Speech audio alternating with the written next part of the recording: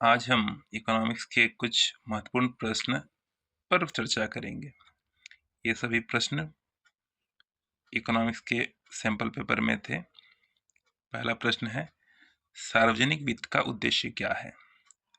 सार्वजनिक वित्त का मुख्य उद्देश्य सरकारी राजस्व या करों और व्यय के माध्यम से सार्वजनिक कल्याण को बढ़ावा देना तथा आर्थिक स्थिरता को बनाए रखना है। सार्वजनिक वित्त का अर्थ ऐसा वित्त होता है जो सरकार के नियंत्रण में होता है।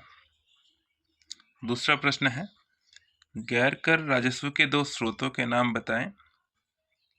इसका उत्तर होगा, गैर कर राजस्व सरकार द्वारा करों के अलावा अन्य माध्यमों से अर्जित की गई आय है।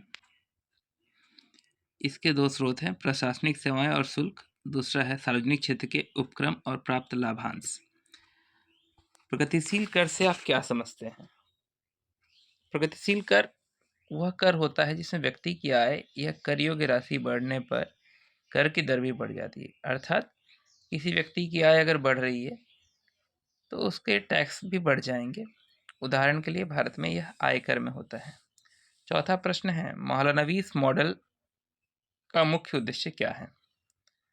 मौलानवीस मॉडल का मुख्य उद्देश्य विदेशी निवेश नीति को बढ़ावा देना तथा अन्य उद्योगों को आकर्षित करना है। आपको पता ही है, मौलानवीस मॉडल द्वितीय पंचवर्षीय योजना के दौरान शुरू हुआ था। इस योजना में भारी उद्योगों को बढ़ावा देकर विकास की गति को तीव्र करने की कोशिश की गई थी। पांचवा प्रश्न है, WTO की स्थापना कब हुई थी? इसका मुख्य उद्देश्य क्या है? तो WTO यानी कि विश्व व्यापार संगठन की स्थापना 1 जनवरी 1995 को हुई थी और इसका मुख्य उद्देश्य मुक्त और निष्पक्ष व्यापार को बढ़ावा देना है। आपको पता ही है, यह उदारीकरण की एक विशेषता है। WTO का एक उद्देश्य उदारीकरण को बढ़ावा देना भी हो सकता है। हमारा छठा प्रश्न है, निजी वित्त की एक प्रमुख विशेषता बताइए। निजी वित्त की एक प्रमुख विशेषता गोपनीयता और अधिकतम लाभ की प्राप्ति है।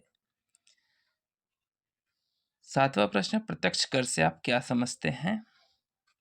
प्रत्यक्ष कर ऐसा कर होता है जिसे सरकार सीधे किसी व्यक्ति या संस्था की आय या संपत्ति पर लगाती है, जैसा कि आयकर और संपत्ति कर। जीएसटी की परिभाषा दीजिए। जीएसटी, जिसका हिंदी है वस्तु एवं सेवा कर, यह एक बहुव्यापक, बहुचरणीय और गंतव्य आधारित अप्रत्यक्ष कर है। इसे भारत सरकार ने 1 जुलाई 2017 में लागू किया था। यह वस्तुओं और सेवाओं पर लगने वाला कर होता है। 9वां प्रश्न है, औद्योगिक उदारीकरण का मुख्य उद्देश्य क्या है? औद्योगिक उदारीकरण का अर्थ क्या है? 1991 में भारत में शुरू हुई थी। इसके द्वारा भारत में विदेशी विनिवेश को बढ़ावा देने की बात कही गई थी और उसके बाद से ही भारत में ये प्रक्रिया जोर शोर से चल रही है। तो औद्योगिक उदारीकरण का मुख्य उद्देश्य अर्थव्यवस्था पर से सरकारी नियंत्रण को कम करना और निजी क्षेत्र के विकास को अधिक अवसर प्रदान करना था। 10वां प्रश्न है, विश्व व्यापार संगठन की सदस्यता से भारत को कौन कौन से 2 नुकसान हुए?